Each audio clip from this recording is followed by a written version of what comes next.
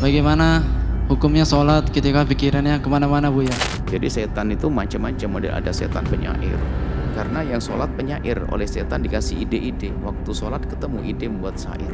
Setannya penceramah sepertinya. Jadi penceramah itu kalau lagi sholat punya ide, nanti saya ceramah apa sih? Nah, termasuk nyari kunci mobil tuh ketemunya di waktu sholat katanya. Assalamualaikum di mobil, di meja. Berarti waktu sholat dia mikir.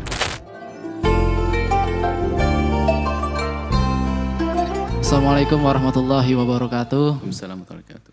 Allahumma shalli ala sayyidina Muhammad wa ala ali sayyidina Muhammad. Afan Buya, ini di luar tema.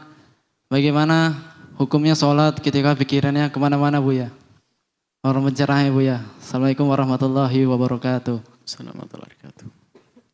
Sholat pikirannya kemana-mana, asalkan dia memenuhi rukun-rukunnya, syarat-syaratnya, sholatnya sah. Cuman dia tidak khusyuk. Sholatnya sah. Dan khusyuk bukan menjadi syarat sahnya sholat. Maka dianjurkan untuk berusaha khusyuk. Kecuali dinukil dari Imam Ghazali, khusyuk menjadi syarat sahnya sholat. Oh, bahaya nih. Kalau tentu itu pun ditafsiri seperti apa sih yang dimaksud. Khusyuk menjadi syarat sahnya sholat. Kalau khusyuk menjadi syaratnya sholat, enggak khusyuk, enggak sah, kayaknya enggak ada yang sholat setelah itu. Ingat toko, ingat istri, ingat anak, ingat itu. Jadi khusyuk bukan syarat sahnya sholat. Akan tapi khusyuk adalah ruh atau khusyuk itu adalah satu rasa makna. Dan itu pengalaman pribadi sekali. Ditandai dengan khusyuknya jawareh. Biarpun khusyuk adalah hati. Yang tahu adalah Allah. Biarpun orang kelihatannya begini, bisa saja pikirannya kemana-mana tadi. Wah, kalau sholat nggak bergerak. Tapi kemana-mana pikirannya, macam-macam. Maka yang diterima oleh Allah, yang mendapatkan pahala banyak adalah yang dengan khusyuk. Yang biqadri ma yaqiluhu, yang ia sadari dari yang ia baca. Maka khusyukan itu adalah, khusyuk yang sejati adalah mengikuti apa yang ia ucapkan. Mengikuti apa yang diucapkan. Karena Anda semua akan tahu bahwasanya ini tangan kanan saya. Ini kiri. Kalau saya ngomong tangan kanan saya ini, berarti saya pasti nggak khusyuk. Tangan kiri yang saya angkat, saya ngomong tangan kah? Nggak nyambung berarti. Makanya waktu dia membaca ayat Al-Quran di situ isi neraka, kok ingat surga, berarti nggak nyambung. Sehingga cara menghadirkan kekhusyukan itu para ulama mengajarkan. Renungi apa yang engkau baca dalam sholatmu. Jadi paling tidak itu mengikat. Kalau kita ingat Bismillahirrahmanirrahim. Alhamdulillahi Rabbil Alamin. Segala puji bagi Allah. Dan ini. Nggak ingat lagi yang lainnya. Maka kapan dia tidak serius dengan apa yang dibaca? Ingat tokonya. Ingat permasalahannya, ingat hobinya, ingat cita-citanya.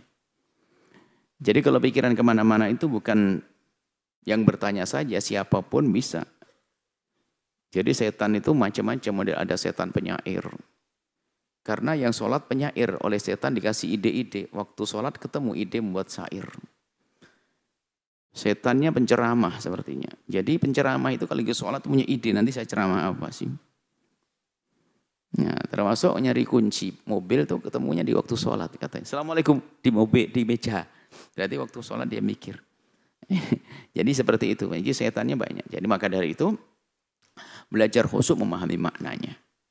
Kata Imam Haddad, kalaupun kita belum bisa khusyuk memahami makna karena mungkin terbatasnya pengetahuan kita tentang makna yang kita baca, maka paling tidak ikuti lafaz, seolah-olah kita melihat lafaz tersebut. Bismillah, bi, ba, sin, mim.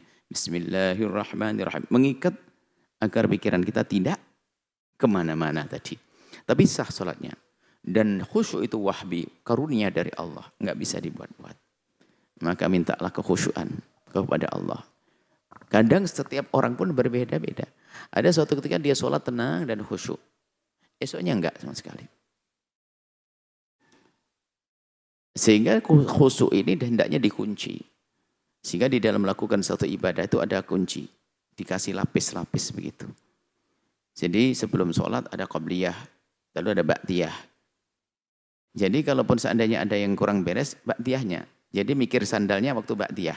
Tapi kalau assalamualaikum langsung lompat, berarti assalamualaikum sandalku di kiriku kananku. Jadi makanya hikmah di balik sholat sunnah zikir itu adalah untuk mengunci, melapis, membentengi sholat fardu ini agar aman. Bahkan dikatakan oleh baginda itu yang bisa menambal kekurangan sunnah yang dilakukan itu penambal daripada kekurangan yang ada dalam sholat fardu seperti itu. Berusahalah untuk khusyuk. Berusaha khusyuk itu sendiri sudah dinilai khusyuk oleh Allah. Dan khusyuk ini pengalaman pribadi, nggak bisa. Wah, alhamdulillah kalau saya sholat ya siapa yang bohong pun nggak ada yang tahu, nggak ada alat deteksi khusyuk. Alat deteksi khusyuk nggak ada. Orang nggak ada deteksi pikiranmu lagi ingat apa, nggak ada, nggak keluar, nggak seperti dicap mungkin langsung kelihatan gambar kamu lagi mikir gunung, nggak ada. Jadi makanya khusyuk itu sangat pribadi. Maka belajarlah khusyuk dengan cara tadi merenungi, membaca bacaan sesuai dengan yang baca kita hadirkan di hati kita, di pikiran kita.